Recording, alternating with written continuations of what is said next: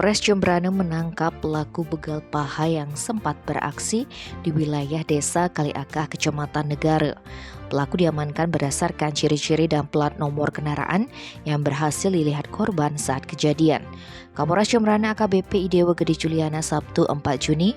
Awalnya pelaku beraksi Kamis 2 Juni sekitar pukul 19:30 di Jalan Umum Denpasar Gilimanuk, Desa Kaliakah, Kecamatan Negara. Saat itu korban UDS bergerak dari arah barat menuju ke timur. Setibanya di depan Apotek Purnama, pelaku yang datang mengendarai sepeda motor Honda Scoopy memepet sepeda motor korban dan meraba bagian paha korban menggunakan tangan kiri. Korban sempat mengejar pelaku namun tidak berhasil. Berbekal nomor polisi, motor, serta ciri-ciri pelaku, korban UDS melaporkan kejadian tersebut ke Polres Jembrana.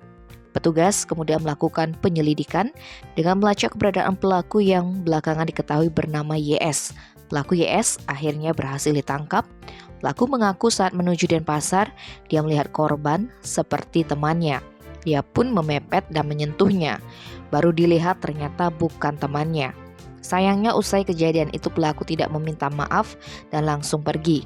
Namun pelaku sangat menyesali perbuatannya karena tidak ada unsur kesengajaan, murni kesalahpahaman.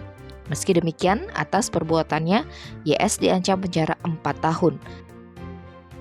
Tim Balai Ekspres melaporkan.